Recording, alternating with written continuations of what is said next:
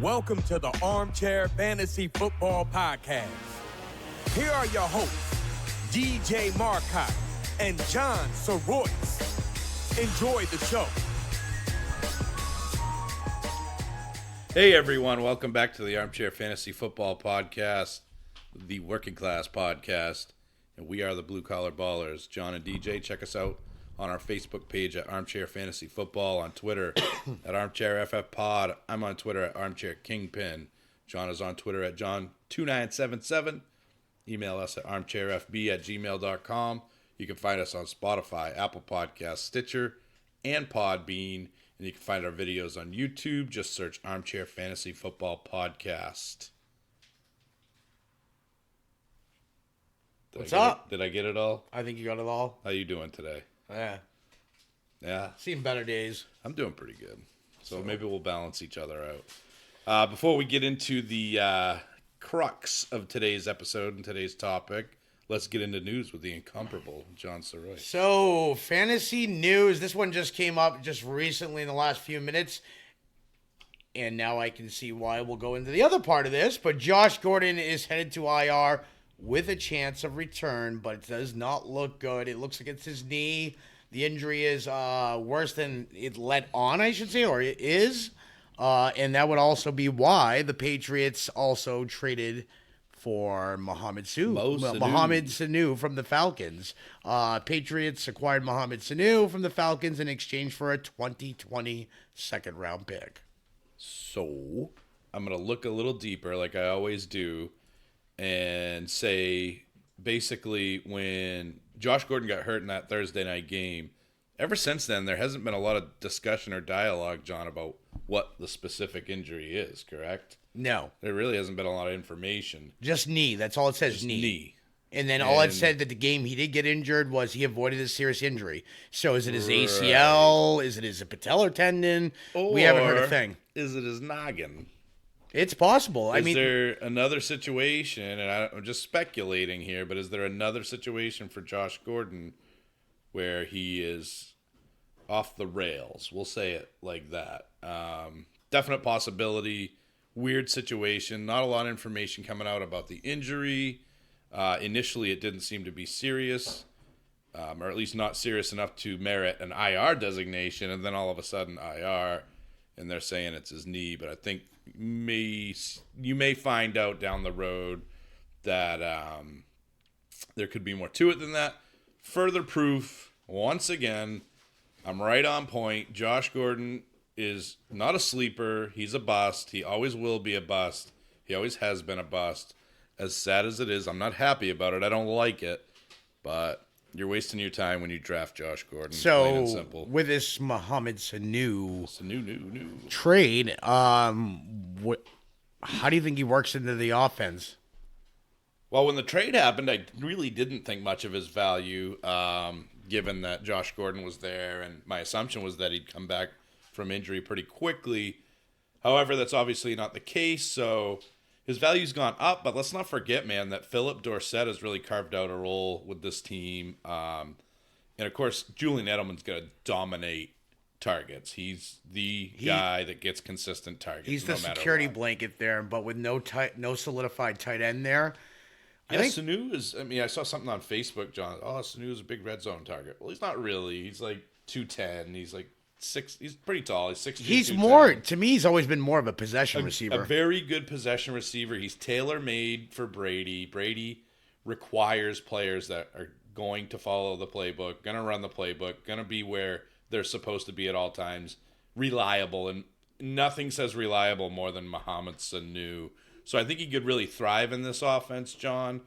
I don't know how complex the Atlanta scheme is. I know Sanu was in Cincinnati prior to that, and at the time they did not have a complex offensive scheme, so there could be a learning curve.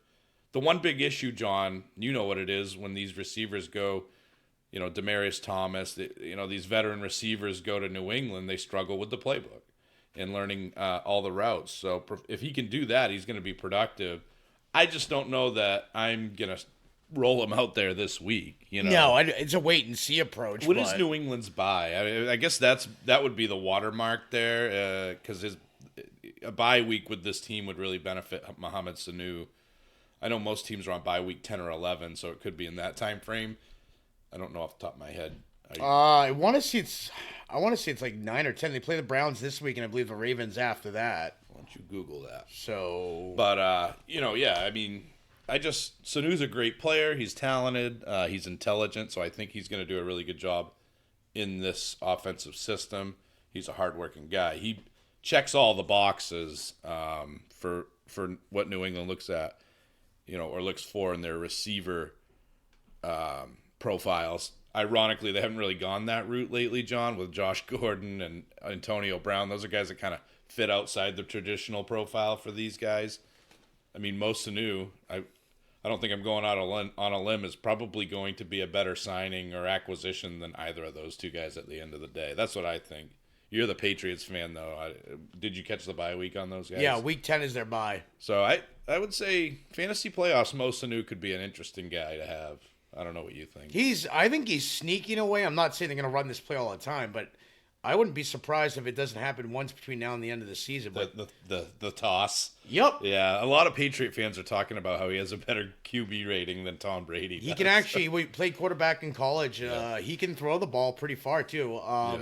Would not be surprised. That will be utilized. Oh, yeah. McDaniels sure. will make sure that happens. So it's just a matter It's not a matter of if, but when. I think with Gordon definitely out now, I know Dorsett has been involved. I think Dorsett will be your field stretcher now. And I think Sanu is still going to be that possession kind of guy, but he will play the outside.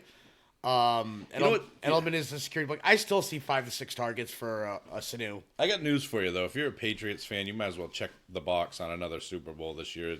Because, and you know this, dude, being a Patriots fan, anytime they have those big-name diva receivers, they don't win jack. It's always when they had the Deion Branches of the world, the Troy Browns of the world, and that's the type of guy that Mo Sanu is. So yeah, he's not great acquisition for the team. Yeah, he's not like your elite number one, but he's a polished receiver with experience. So I definitely think he's going to be involved. I see, like I said, I see a steady floor of 5 to 6 targets a game, just like you saw in the Falcons. It's going to be great for those guys. Fantasy impact wise, which is what we're here to talk about. I see Sanu as a wide receiver 3 with wide receiver 2 upside. Good bye week fill in.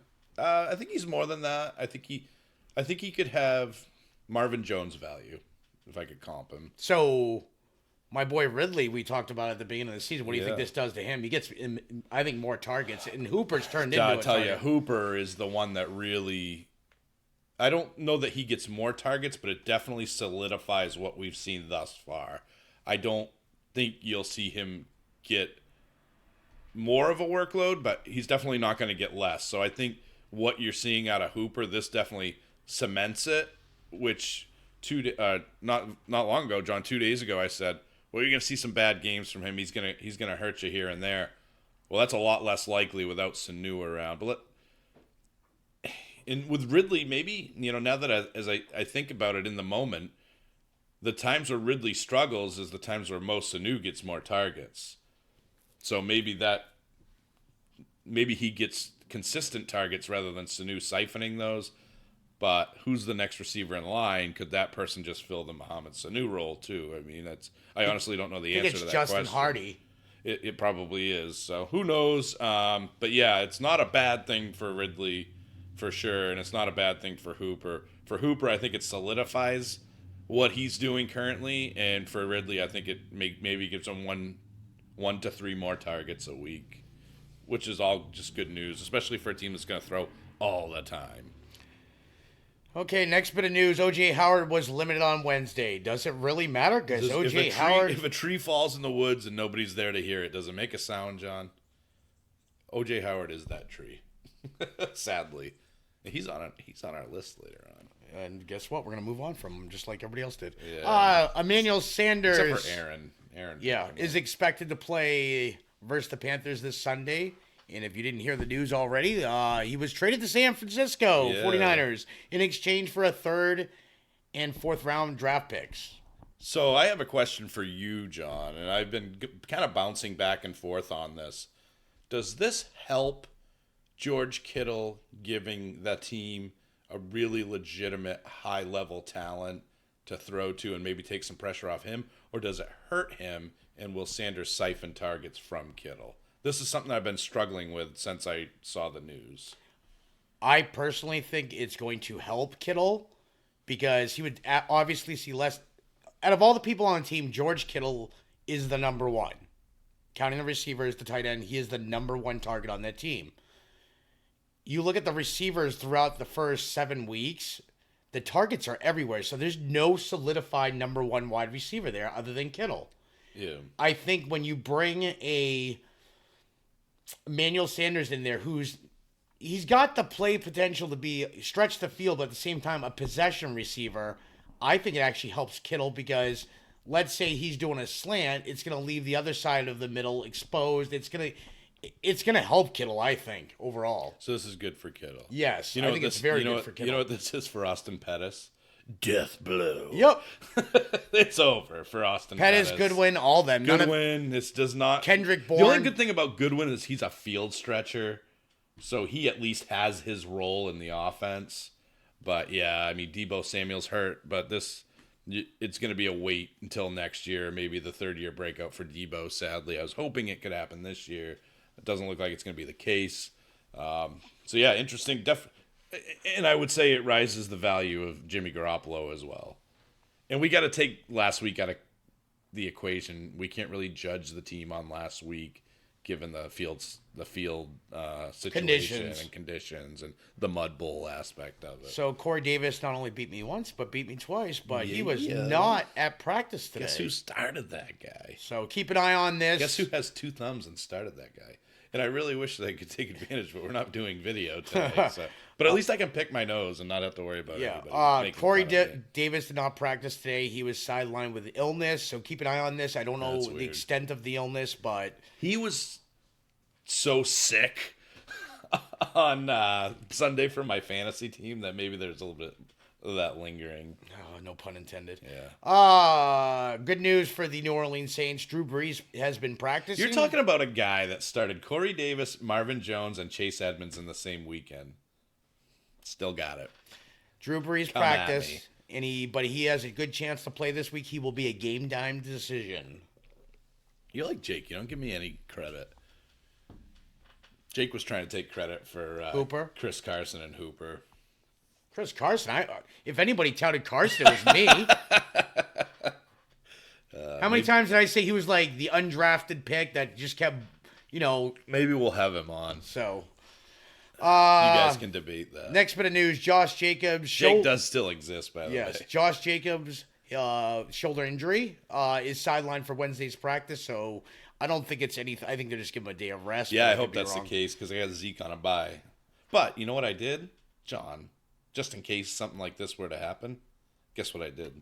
You picked up somebody off of waivers. No, who do you think I got on my? I handcuffed it, man. DeAndre Washington. Up against the wall. Unless they sign C.J. Anderson. I hope they don't do that. I'll just pick them all up and start every one of them. Good news though on the other side of the ball for Oakland. Not the other side of the ball, but you know what I'm saying. The other good side. Yes. Tyrell Williams' foot or his plantar fascia returned back to practice today. Derek Carr needs him out there. That's pretty clear. But yeah, that'd be great, especially for Williams owners. Although, yeah, good matchup. They're going against Houston, who one of the worst secondaries in the league right now. Yep. Washington Redskins' Adrian Peterson is questionable with a high ankle sprain. Nobody cares. And Chris Thompson has already been ruled out for Week 8. If neither can go, it looks like Wendell Smallwood will be called upon. I heard that, and then I'm like, well, what about Gucci? Homeboy that they drafted there? No. Bryce Love. Yeah, Bryce Love. Had to have another surgery on his knee. Oh, jeepers. How did I miss that one? So it looks like all I heard is another... That's a shame. Yeah. That's a real shame for that offense, because if they weren't bad already, Wendell Smallwood... Oh, he could be we've seen him pop. I mean, there was one year we had a great game, and one of the guys in our league put $200 fab down on him. And then he did nothing. Yeah, then he did nothing. Of course he did nothing. He's not that good. Adam Thielen from the Minnesota Vikings hamstring has already been ruled out for Thursday Night Football. I think they're just being cautious here with him. I think he could play. Yeah, I think he wants to play. I think he wants to play, but I think to play it safe, They are going to. It's a short week for them. I think they're going to give him this week off. He'll be back next week. Makes it no less lame, in my opinion. John and I just acquired Adam Thielen. We would really like to be feeling Thielen tomorrow, but it's not going to be the case. But what we might do is start Kyle Rudolph. So like I told you guys, go get Kyle Rudolph on the waiver wire. 5 for 50 and a touchdown last week with Thielen being absent. And maybe he would have caught that first touchdown that Thielen caught. Just saying. So... David Johnson, his ankle and his back, no, don't say that, was absent on Wednesday's practice. Was it his back too? Yeah. Okay. Still back to tightness.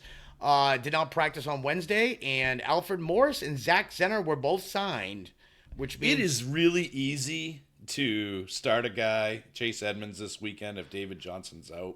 It's really hard to start him when David Johnson's active, and that's what you and I Can did. you start him based on playing the Saints' run defense, though? I think he's involved. How many receptions did he get last week? Can you look that up, John? Because I know David Johnson's typically involved in the receiving game. Chase Edmonds has receiving chops. I know that for sure. So if he's involved in the receiving game and the running game, John, I think you have to. And remember, they didn't throw a lot. They ran the ball quite a bit, so this is not going to... They did, but not only that, you got to remember, too, that Kyler Murray's legs and his Konami code keeps defenses on their toes, too. Edmonds had 4 targets, 2 receptions for 24 yards. So he's involved in the passing game. I would start him. You're not going to get, 150 and 3 touchdowns again. I mean, I think to expect that would be silliness, but... in a situation like we have, John, we're in a 16-team league, for example, you're definitely starting him in a flex in that league, maybe even a RB1 or 2 position. I mean, it depends. We're dealing with bye weeks. Zeke's on a bye, John. So if you're a Zeke owner and you have Edmonds, yeah, you're definitely starting Edmonds, I think. Definitely a tough matchup, though. This defense shut that very man down, Zeke. So, I mean, It's a tough start, but you know what? You're talking about mid-season, bro. Like, you got to make tough start decisions sometimes. So, like for us, if it's Rudolph or Edmonds, that's a coin flip as far as I'm concerned. And only because Thielen's out, obviously. Delaney Walker, ankle, did not practice today. Plus, he was taken out, after like the first few series in the game. He's not looking right. His ankle is bothering him. If I had to speculate right now, I don't think he plays this week. Are you Jonnu Smith in it at all? Johanu? What's their matchup? I don't know. Just in general. I've seen Jonnu Smith get the opportunity with Delaney Walker out, and he didn't do squat with it, but he did look pretty good this past week. I think if you're desperate, maybe Johanu, but... It's Johanu. It's not Johanu. There's no H in there. So let me ask you this. Would you rather start Jonnu Smith or O.J. Howard? Jonnu Smith. Would you rather start Jonnu Smith or Cameron Brate? Probably Cameron Brate. Okay. Depending on the matchup, actually. Would you rather start Jonnu Smith? Well, actually, Cameron Brate would start this week. He plays the Titans. They're awful against tight ends. Jonnu Smith or Chris Herndon? Jonnu Smith, because Chris Herndon just came back to practice. Jonnu Smith or Kyle Rudolph? Kyle Rudolph. Okay, so that's where the water line is. That's where the watermark is. I mean, if you're desperate with the buys. And let's not forget there's a change of quarterback, too. So, just, anyway, I guess we shouldn't spend our whole time talking about Jonnu Smith. But okay, Matt Ryan did not practice today, but is expected to play Sunday against the Seahawks. That's great news for anybody that owns anybody on the Atlanta Falcons. Other great news, this is great for us. I don't know if it's great for any owners of this guy, but Patrick Mahomes is practicing. You know what? Not only does he have the undeniable Kavorka in his ability to play quarterback, but he also, John, has the undeniable Kavorka in his ability to recover from injury. And we just stole this guy in our tag team league. And we might be able to fire him up when, John? This weekend? Maybe this week. I doubt it. But that pretty much puts him on pace for the next game, I would say. If there's he's practiced. We're talking about practice here. Practice? Playoffs? Mahomes practicing, so Reed won't rule him out yet. So wait and see, but I think this is awesome, man. They're going to be cautious with him. But we literally traded Lamar Jackson. I want to understand the gravity of the situation that John and I are in, or that the opposing team is in. We traded Lamar Jackson. He good, right? Yeah, very good. Say it. He good. He good. He good. Who else did we trade? Matt Breida. Matt Breida. He good. And then we trade. Who was the other guy? Robbie Anderson. He good sometimes. And we got Adam Thielen and Pat Mahomes. Two guys that might not play this week, but might win us a championship. We're thinking about the playoffs already, guys. So this was a move. We have one loss. We can take the L this week, worst case scenario. Yeah, but we don't intend on it. So whoever's playing us, my theory on this was we make it a couple weeks, or like we said, worst case scenario is 3 weeks without Mahomes, and basically, if we don't make it, we make it without Mahomes. We stream a quarterback. Yeah. So we picked up Derek Carr, and everybody's like, "Why Derek Carr?" Because they're always playing from behind. He actually has decent fantasy points. Yeah, it was John's deal. I was saying go Matty Moore, but we'll see how it works out.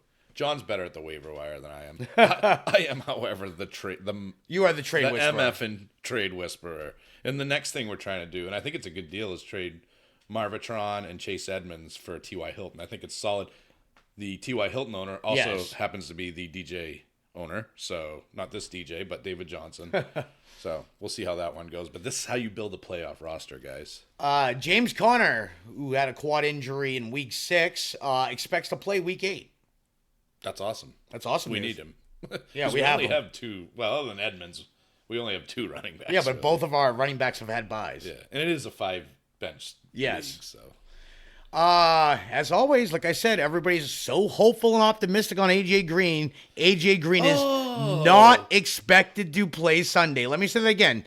Not expected to play Sunday. So listen, we made a trade in our tag team league, and I'm going to talk about this because we're not afraid to talk about the tough subjects. We made a trade. We made a trade. Sony Michel and Auden Tate. We sent those 2 players for Leonard Fournette. We got Leonard Fournette in return. There were a couple of teams in that league that raked us through the coals, or raked us over the coals for that, because it was a quote-unquote you-know-what trade. I'm not going to say the word, but we all know what I'm talking about. But Auden Tate is 60 yards or more every game. So didn't Sony Michel just have 3 touchdowns? The guy's double digits every game, and last I checked, Sony Michel just dominated Leonard Fournette in the box score this week. Just saying. Drop the mic. We'll leave That's it there. why, guys, when you see a trade and you think it's lopsided, you got to wait and see. And now, AJ Green, I wouldn't be surprised, John, if he doesn't play for the Bengals ever again. Trade deadlines next week. And then what's that make Auden Tate? A wide receiver 2 every single week. Yep. Come on. Child, please. Act like you've been here before. So we are going to end the last bit of news on a bad note. Carry on my wayward son no more. Carry on. He has gone to IR because of his knee, but the team is optimistic that he should return. If you haven't already picked up Ty Johnson or J.D. McKissick as handcuffs, then shame on you.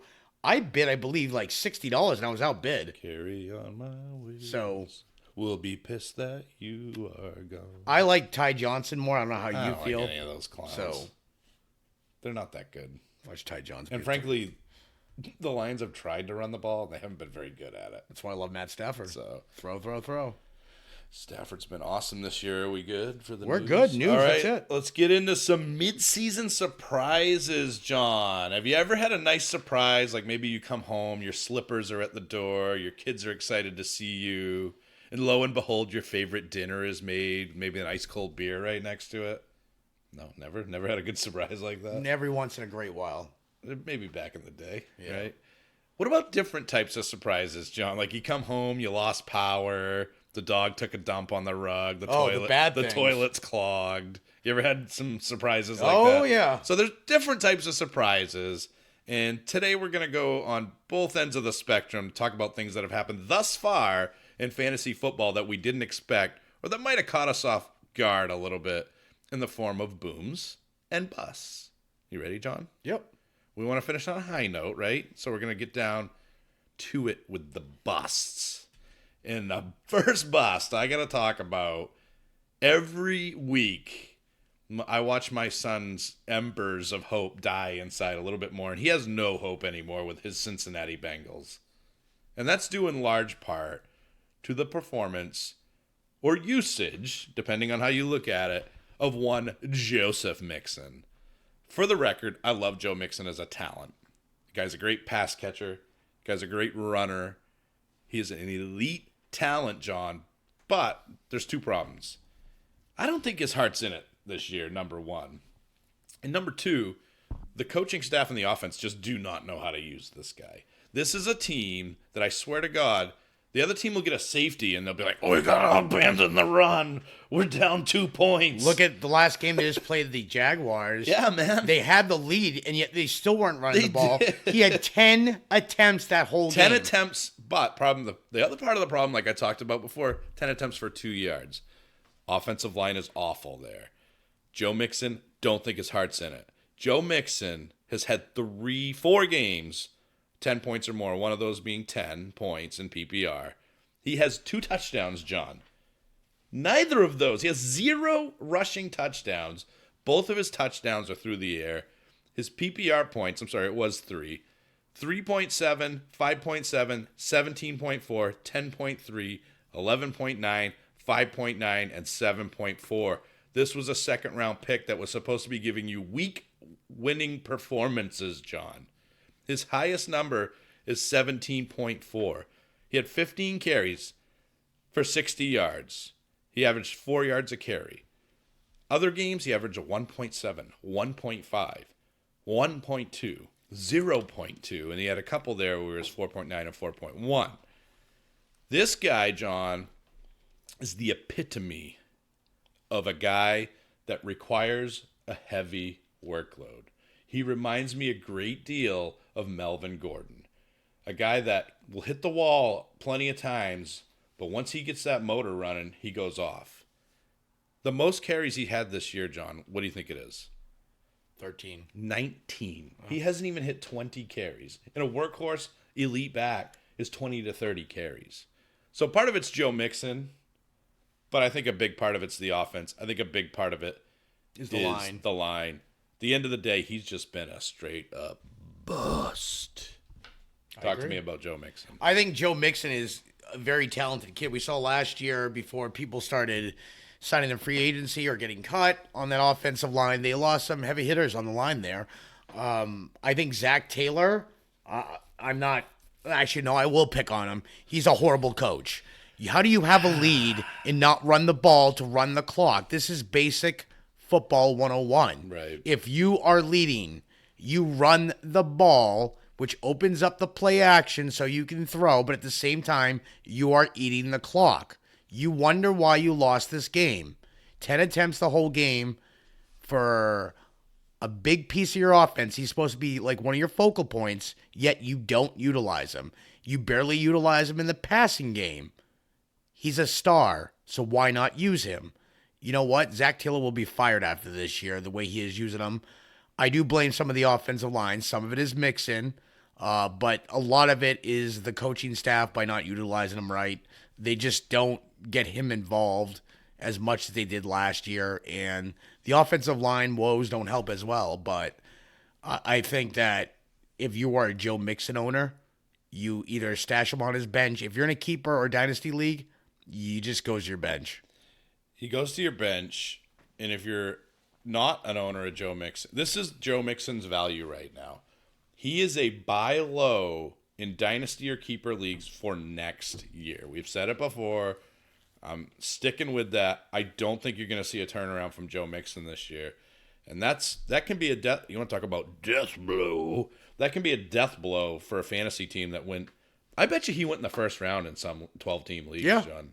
I wouldn't be surprised. And not working out for you so far. They need to completely overhaul that team, and they got to move away from Andy Dalton because he is the one constant for them always losing. Merv's gone, so we can't blame him anymore. Andy Dalton is he's the death blow. He's the red rifle, and he's like just assaulting the history, what's left of it, of the Cincinnati Bengals. Moving on, John. Biggest bust this year. What would you say your biggest bust is? On my team? Just in general, in fantasy football. A guy that you had a lot of hope for, new team, twice, legendary player, one of the best wide receivers every single year, year in and year out, and he has had 0 points this year. Who do you think I'm talking about? 0 points. He has 0 points. Yeah. You're stroking your mustache Yeah. right now. He used to have a blonde one. I'm like... A blonde mustache? Oh, my God, John. Why am I at a Sometimes loss worry for this about you. one? Antonio Brown. Oh, yeah. He's gone. He gone. He gone, but think about it. And sometimes I have to apologize for my partner. Yeah, here. no, I was like, where's he going with this? He does a lot of psychedelic drugs. No, see, now you're starting rumors. No, he does not. Antonio Brown, he's a bust because he made himself a bust. He ran his mouth when he shouldn't have. But we're talking about things that didn't exactly go how we expected it. And what is a better example of that than the Antonio Brown saga, as we like to call it? It still continues. We still talk about this guy. He just got picked up in our keeper league. Yep, there is that. Fun fact, I put a claim in for him, too, because I was going to stash him. Now, there's actually speculation that they're still waiting to hear about he still hasn't been interviewed by the league. No. They've interviewed everybody else but him. So the league is dragging their feet with this, first of all. Second of all, if he doesn't get charged with anything here, he is free to sign with another team. And there has been some rumors. I've heard Seattle. Seattle's one of them. Yeah, I heard Steelers were another one. What the heck would be what Steelers? I'm just telling you. No, not Steelers. I'm sorry. Talk about practice. No, not Steelers. Who was the one I was thinking of? I'm sorry, completely mixed up the team. San Francisco, I had heard about. Cowboys, I heard. Oh, please no. Jerry Jones. Please no. I'm just telling you. We have a better version of him. His name is Amari Cooper. We don't need Antonio Brown and all his headaches. So wait and see on this guy. But yeah, it's an interesting scenario. I mean, we all expected Antonio. We thought that there would be a bit of a downgrade being in Oakland, but we didn't think this. We didn't think that Antonio Brown would be out of the league. And that's certainly what happened. So that makes him maybe the biggest bust of all. Moving on, Jonathan. What if I told you there's a running back that was an RB1 2 years straight that has more than 4 yards a carry once this season with numbers of 3.9, 3.1, 3.2, 3.4, and 2.3 yards per carry? What if I told you that guy was 2 years straight running back one? Would you believe that? Yeah, I think I know who you're talking about. So what if I told you that the only reason he has any value whatsoever is because he has 5 touchdowns through the ground and then 1 through the air, but has been largely a timeshare running back after being a workhorse for most of his career? Who do you think I'm talking about? You are talking about Mr. Todd Gurley. That is exactly who I'm talking about. Todd Gurley. You expect great things, and I think a lot of us, John, we were aiming for Todd Gurley in the tag team league, but this year we made a commitment. We're not going to take risky moves here. And it's a good thing we didn't take a risky move on Todd Gurley because, number one, much like Joe Mixon, John, that offensive line has been horrible. Number two, that offense has not been the same. And number three, he's giving carries to Darrell Henderson and Malcolm Brown. This is what's happening. This is what has happened to Todd Gurley. So is he still hurt? Are they saving him for the playoffs? Are they saving him for the postseason run, John? What is wrong with Todd Gurley, and can he recover and come back to form? I don't know if he comes back to form. That's the scary part. This is a PPR stud. Yeah, no, this guy hasn't caught more than 3 passes but once. This guy was like LT, not Lawrence Taylor either, LaDainian Tomlinson. Yeah. And he went from like greatness, and now all of a sudden he's in a timeshare. It makes me to believe that his injury that they talked about is worse off than we think. I think that it's arthritic is the word I want to use. I think he still has pain, but he doesn't let on to the pain. But I think the coaching staff knows, but I think don't want to beat him into the ground. I think last year they learned that lesson is he got hurt and he missed a few weeks because of the injury. So I think they're just trying to keep him in a timeshare to keep him fresh is the word to use, but he's not as fresh. He's also another back that gets more volume, gets better, but he's not even being used in the passing game like he was. True. And it's not like they're performing better without him in that role. I feel like this entire offense has not looked the same. You're not seeing the same numbers from Brandon Cooks, who almost made this list. You're not seeing numbers from Robert Woods, who almost made this list. And I think that's because Todd Gurley isn't being used how he's traditionally used. He is the heartbeat of that offense, and his usage allows them to do all those other things. And now, where the defenses look at him as a shell of his former self, they're allowed to work differently against that offense, and it has definitely made a difference. And it has certainly made a difference on people's fantasy teams. That's why Gurley makes the bust list. Can he turn it around? Possibly. I think he can, but this team, this offensive line specifically needs to... This offensive line looks like a turnstile, John. It's not good. It hasn't been good for Goff. It's not that, Sean McVay has gone downhill ever since Bill Belichick's defense embarrassed him in the Super Bowl. And they got a lot of work to do to turn it around. Until they do that, you can't expect more than 10 to 15 points from Gurley, sadly. But that's where I stand on it. He's a touchdown dependent running back. So he went from a top 3 running back basically last 2 years down to a RB2, maybe RB3. Yeah, man. Think about that. Put that in your pipe and smoke it. So moving on to Cleveland.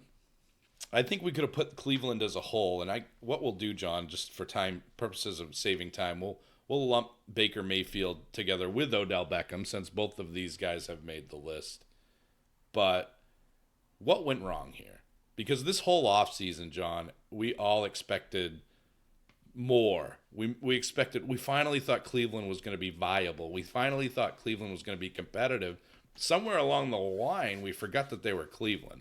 So what went wrong?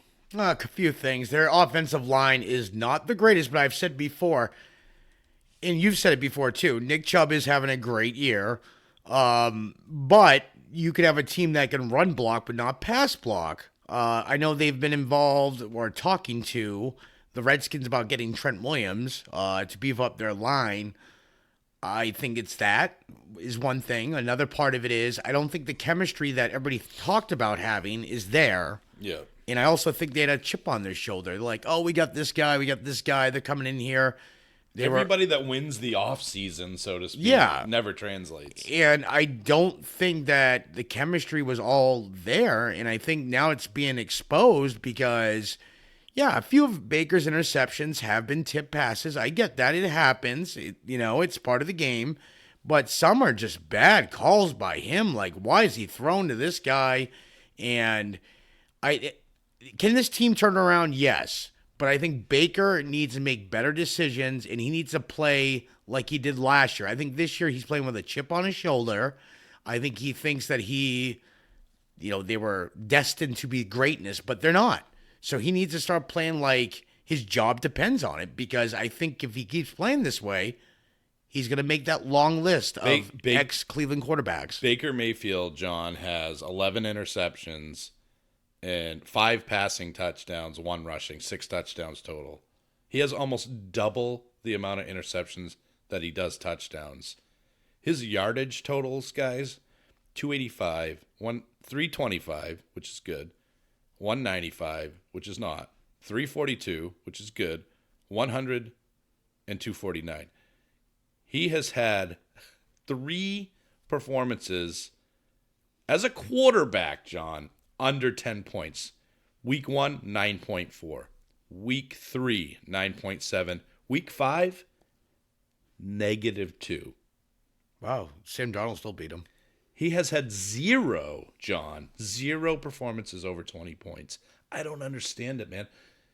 I mean, you see guys like Derek Carr that at least in garbage time garner points from having to chuck down the field, from playing from behind. This is in Baker Mayfield's head. And I think the offensive line has planted the seed in his head, and this is in his head.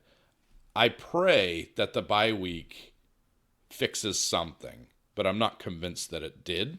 I hope that it did. And then you look at Odell. So we go to the other side of it. It's not all Baker, man. Odell's getting targets. Week 1, 11 targets. Week 2, 10. Week 3, 9. Week 4, 7. Week 5, 6. Week 6, 11 targets. 6 targets is his worst target count. And most wide receivers in the league are dying for that. They love to get targeted 6 times. His yardage, he has been over 100 yards just twice, John. He had a monster game in week 2 where he had 161 yards. And then right before the bye, he had 101 yards. Outside of that, week 1, 71. Week 3, 56. Week 4, 20. Week 5, 27. These are yardage, not points, not fantasy points. These are yardage numbers for Odell Beckham Jr. that everybody tells me is the best receiver in the league. Him and his 1 touchdown. You know what else he has one of? Fumbles. He has as many fumbles as he does touchdowns, John. That's not Baker Mayfield's fault, is it? Nope, that's him. His points totals, 14.1, 28.1. That was his big week. 11.6, 4, 5, and then the week before the bye, 16.1. They got to pull a magic rabbit out of not their hat, but their rear end on the bye week to come out against the New England Patriots, John. Who have 18 interceptions, have only let up 1 passing touchdown. Bust of epic proportions. This entire team is, and it's centered around Odell and Baker Mayfield. John, can they turn it around? I don't think it'll be this week. I don't know how the rest of their schedule looks after that, but I can tell you that it's not going to happen this week with Belichick and the boys. They got Pittsburgh coming up. Pittsburgh's D's come on good. Yep. So that could be scary as well. But Belichick, he always makes the focal point to neutralize the number 1, and he's going to go after Odell Beckham here. Landry could have a nice game here. But Baker, with that pass rush, I don't know. I think he's going to be defeated going in. Yeah. So I don't think it gets better this week. I don't even know about it the week after. Pittsburgh's D's gotten better the last couple of weeks. Bad news, man. And I think they play, the Ravens after that? Yep. So, yeah. The Ravens are on the slate. I mean, I will say, like we've talked about, John, in the playoff stretch, the fantasy playoff stretch, they have some good matchups. So that's encouraging, but man. But can you trust them? Can you? Can you trust them by then? He comes out, John, and he goes off, and he's like, I'm the Baker Mayfield from last year. I'm the Baker Mayfield from college. I got that swag, and we're going to get it done. And he lights up the New England Patriots, then you'll change my mind. No, yeah, that's what I'm saying. If he comes out and throws 310, 2 touchdowns, 2 interceptions, I'll give it the fact that Pats get 2 interceptions.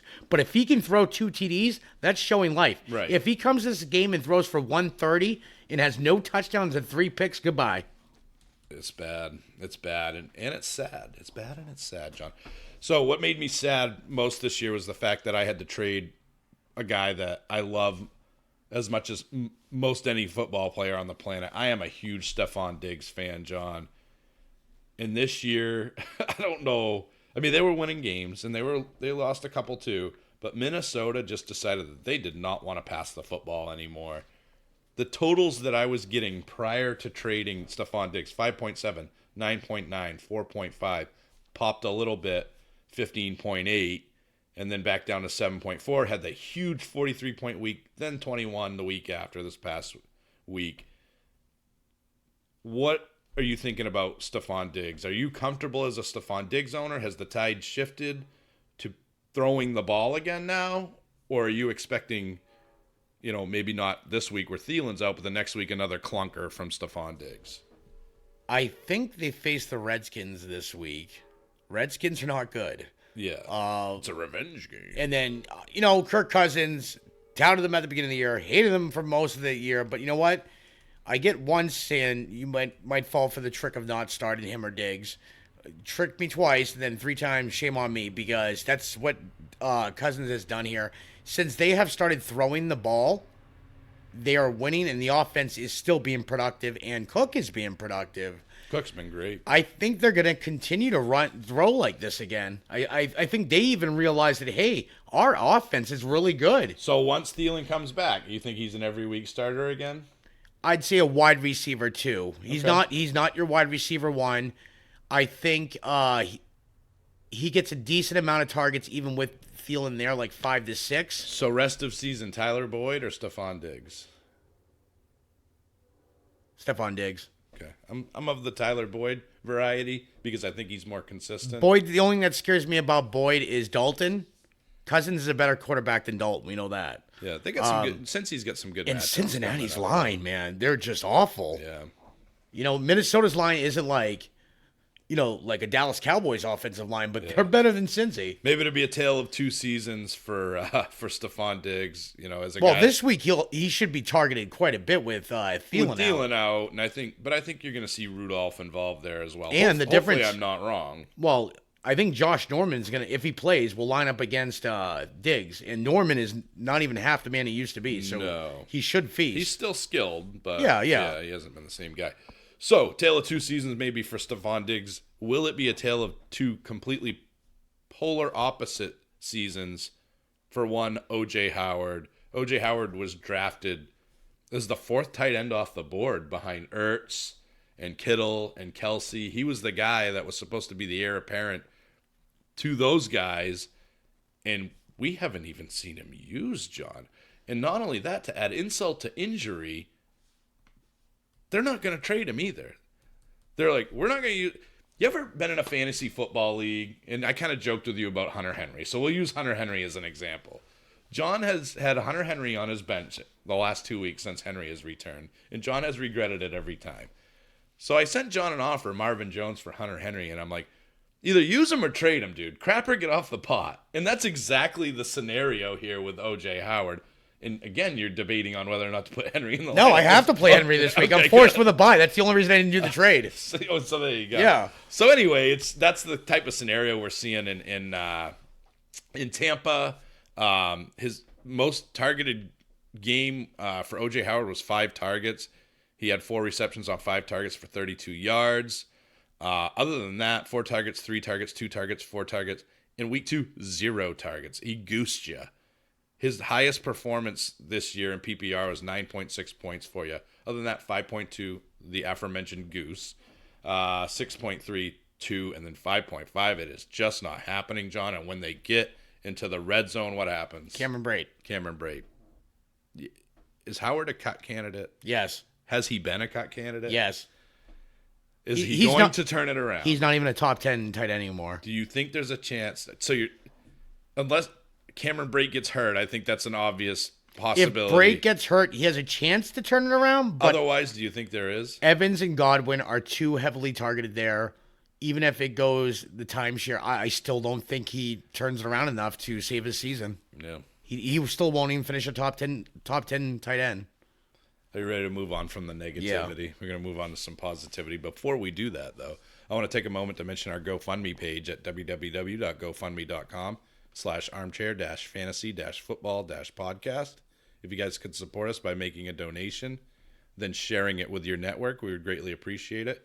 We know that money can be tight, so if you like what we do, please know that even $5 helps us get closer to our goal. Cost of your morning coffee.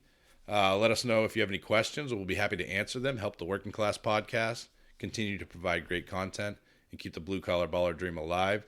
We sincerely appreciate it, even if you can just share the GoFundMe page, posts, and tweets, and anything else that we put on social media, right, John? Correct. If you're not sharing, ask yourself why you're not sharing these things. Help us out. Just hit a button that says you share. You have to spend a red cent on that. Yeah, just retweet it, share it. Please, please, please. We beg of you. All right, boom. Boom. Here comes the boom. I'm sorry to say that I might have been wrong about one Austin Hooper.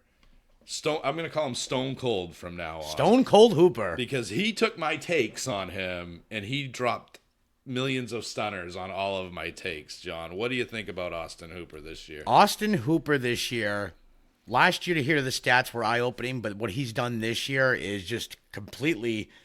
He's become one of Matt Ryan's favorite targets. I mean, if teams are double-teaming Julio and then Ridley, obviously... I mean, he'll pass his targets around, but Hooper seems like the number 2 there, not Ridley. And Hooper's benefited from this. And yeah, some of it might be garbage time, but he's still benefiting. He has only had he had 5 weeks last year, John, in PPR that were double digits. Just 5. So far, what, all this year? So far, every single one of them but week 2 where he had 7 points. Impressive. 16.7 in week 1, 7.4 in week 2, 24 week 3, 22 week 4, 13 week 5, 25 week 6, and 14 again in week 7, which was kind of salvaged by a garbage TD. But now, like we talked about with the Mohamed Sanu news, news. No. This just solidifies his role in this offense, John. The targets, 9, 6, 7, 11, 9, 8, 5. Those are higher than Odell's targets in a lot of cases. And he's holding it down. You got to give the guy credit. And I believe after this past week, he is now the number 1 tight end in PPR, right? Yep. 4 touchdowns on the season. Not bad there. With Sanu out, you could see that go up. He can end up double-digit touchdowns. There's a real possibility that Austin Hooper finishes this season as the tight end 1. There, I said it. I don't like it because I don't like being wrong. But you know what? Sometimes you're wrong. And sometimes you're right, which there's another tight end on this list that I was right about. So I'll redeem myself there. But Austin Hooper, man, does he finish as the tight end 1, John? Or does George Kittle or Travis Kelce reclaim their crown? It could be Mark Andrews, too. Guess it's going to be a wait and see.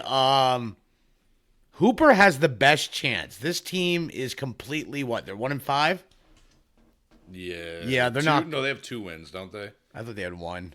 You want me to check that real quick? Go ahead, but I think they have 2 wins.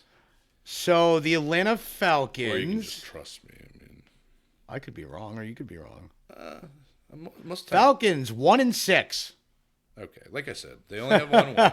So here, you have a team that's basically got to win, basically the next 9 games to basically take the division. They need to win at least 8 to have a chance of making a wild card playoff. So here's a team that's done. They're done. They ain't making the playoffs. Quinn will probably be fired. So this team is usually always playing from behind. That's the good thing going for Hooper. They're always playing from behind. He has the best chance of taking, I think, the tight end 1 because of this. And the run game sucks. I don't know if I want to. I don't know if I can handle that, man. I'm not saying that. I'm just saying the weapons on Kansas City. Kelce is still used, but he's not seeing the red zone targets. Hooper. So let's not forget, though, as I'm mulling this over, Kelce will get. He'll get his touchdowns.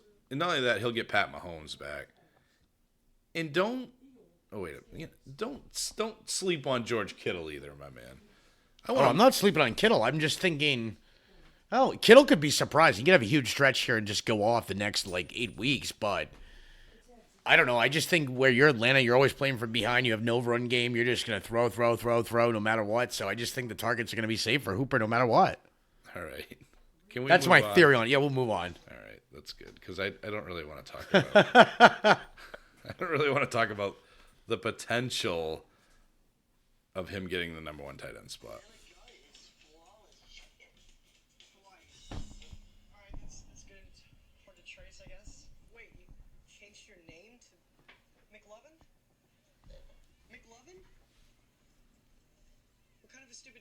What are you trying to be? McLovin.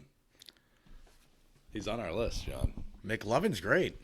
So, I mean, what better surprise than a guy that we talked about him in the offseason, but we never expected this. I never expected top 10 receiver. You take away week 7 because that was his worst week, but you got to remember the weather conditions were horrible there.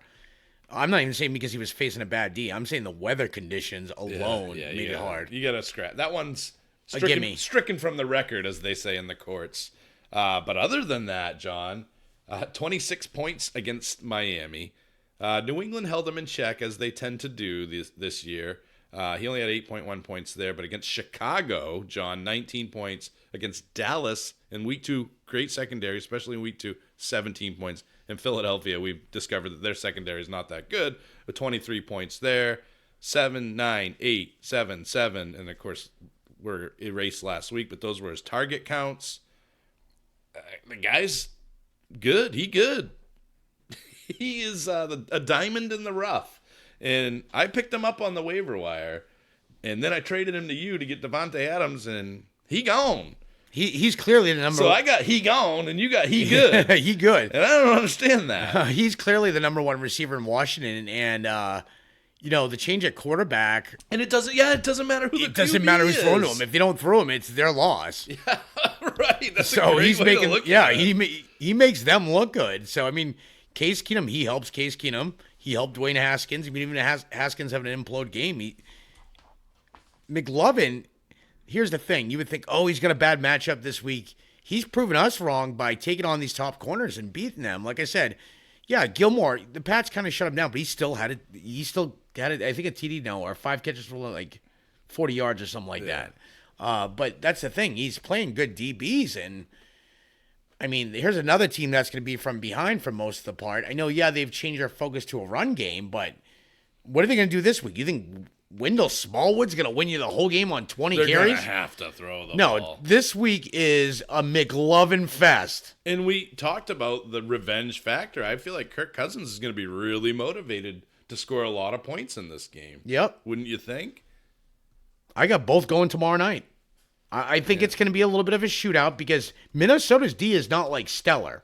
They're not horrible, but they're not like top 5 like they used to be.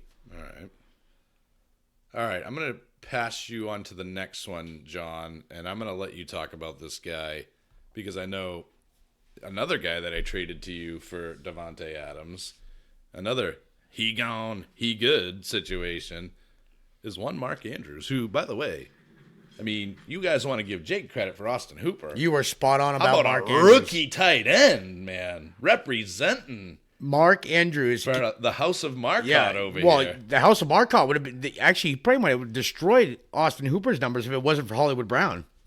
You might be right. You take away Hollywood Brown, take away this week. Andrews had a bad personal week, and he had a great matchup, and he folded. He dropped a lot of passes.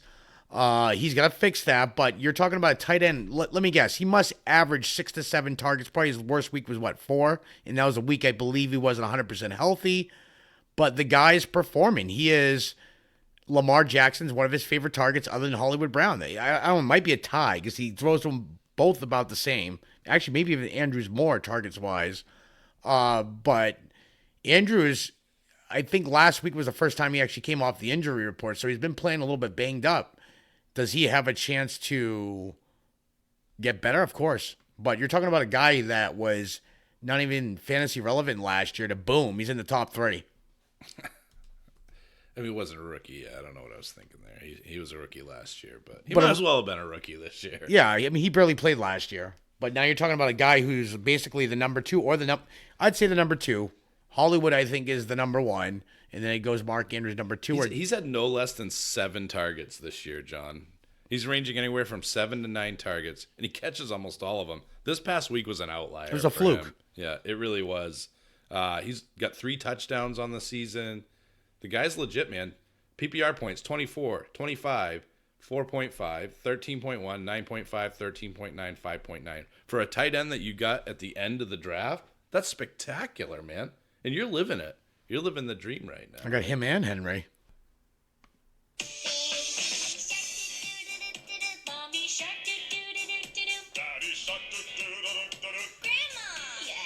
DJ Shark, do. He's pretty good. Yeah. Out of nowhere, baby. Wait. Can you sing it? That's awful. DJ Chark is next on the list, and I guess we'll pack. You know what we'll do? We'll package our boy Gunter in here. Gardner Minshew, we're gonna add into the mix. What a surprise this is! Number one, what a surprise that Gardner Minshew was even the starting quarterback for any team this year. Nobody even knew he was on a team this year until Nick Foles went down, and he's been pretty respectable, John. He's had a couple. I think one bad game. I think under 10 points, I believe. Yeah, he's had 17, 16, 17, 16, weird, 21, and then a rough week in week 6 against New Orleans, who all of a sudden is the 85 Bears with 4 points there. And then against Cincinnati, 21 points, 10 touchdowns already, John, and 2 interceptions. That's the kicker right there. Yeah. And he has developed, John, a great relationship with DJ Chark, who you have tried to acquire to no avail, but you're not willing to trade Hunter Henry because you have to do it on your terms. And actually, I am. He doesn't want Henry. What? Yep. That's actually a pretty good trade, DJ Chark for Hunter Henry. He would rather hold on to Witten. Jason Witten. Well, Witten's not going to hold on for long because he's going to fall apart like the Tin Man. He looks like the Tin Man out there. But anyway, yeah, DJ Chark, Gunter Minshew. or Gardner, as the rest of the world calls him. What do you think about these guys? I think they're great. They have a great chemistry together, too. Minshew's looks solid, but are you worried about Foles coming back? Or you think they stick with Minshew? I really think, John, that they're going to give Gunter a chance to keep the job. He hasn't really done anything to lose it. You know, I think he's done everything he can to prove to them that he deserves to be a starting quarterback in the NFL. Tom Brady, he is not, but he's doing a good job.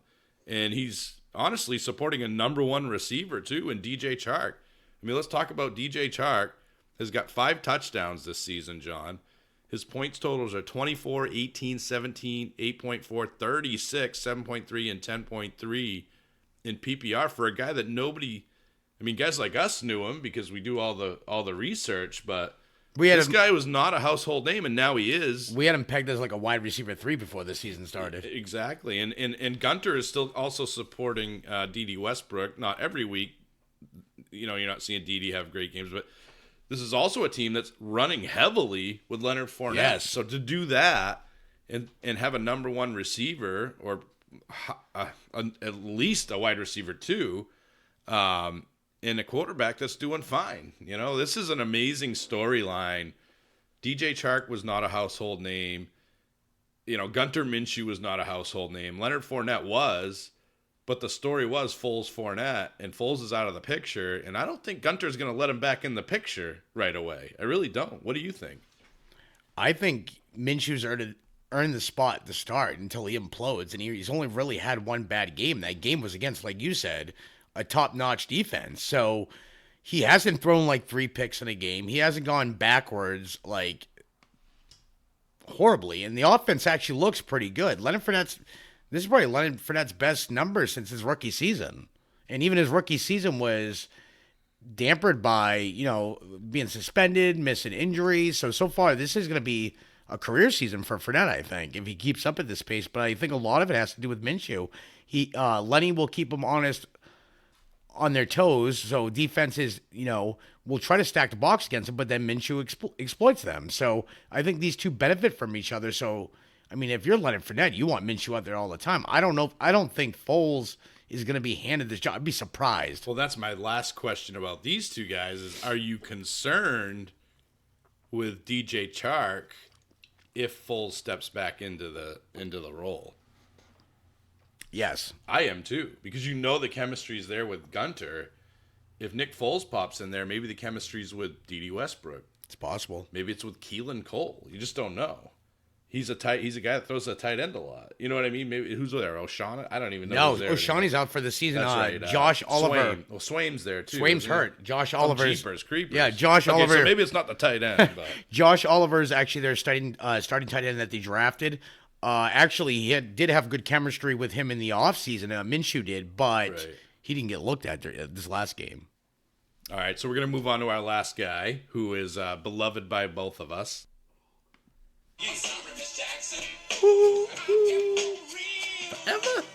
Forever. Make those opposing fantasy I'm sorry, teams Lamar cry. Jackson. Woo. He is for real. He is for real. Forever. Did you know Forever, that ever. he has more rushing yards than most NFL teams right now? He has more rushing yards than, what was it? I saw some of the teams. It was like 5 or 6 teams. It was ridiculous. Miami, of course, was one of them. It was ridiculous. This dude has more rushing yards than like 5 or 6 NFL teams. He's on pace to destroy the record. I love Lamar Jackson, and I'm going to say it. Are you ready, John? And hopefully the New England Patriots don't shut me down.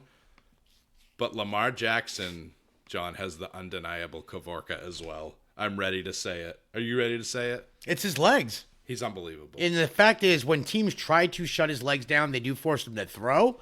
They have a better chance to win, I think. But he can still beat him in the air, too. He's got the Kavorka. It's not the undeniable Kavorka. I guess I'm not ready to go there yet. I don't want to disrespect Pat Mahomes like that. But he's on the new level. But he has got the Kavorka. He got promoted. He's got the Konami. He's got all of that stuff. He's got great hair.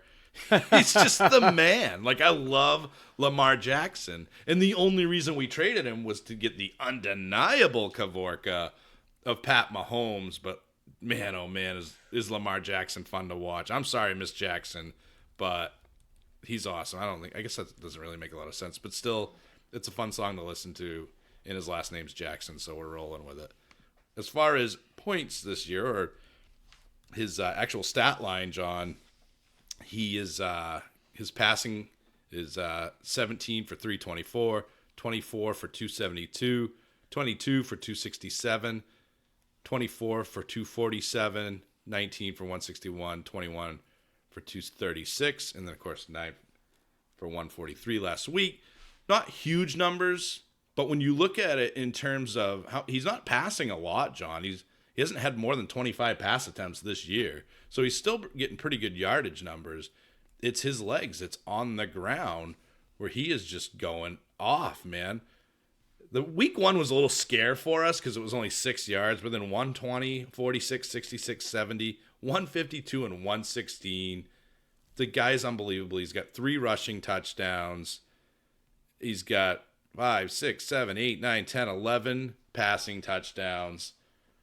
I mean, what more can you ask for from a guy that we literally, in a 16-team league, John, got well into the second half of the draft? I want to say, what was it, like the 14th, 15th round we got him? And everybody's, you got to be nervous about Lamar Jackson. He's your only quarterback. We just flipped him for Pat Mahomes, so who's laughing now? And Adam Thielen. So thank you for giving us your wide receiver 1 and your QB 1 for a guy we drafted in the 14th round. Can you say geniuses for us? You know what? Lamar Jackson's going to do a great job for Phil's team. I love Lamar Jackson. And, we wanted to end it on a high note. So what higher, funner note to land it on than Lamar Jackson? I'm sorry, Miss Jackson. So that's it for today. Thanks again for listening to the Working Class Podcast, the Armchair Fantasy Football Podcast. We're the Blue Collar Ballers, DJ and John. Until next time. See you guys soon. Thank you for listening to the Armchair Fantasy Football Podcast. Thanks for supporting the show. Until next time.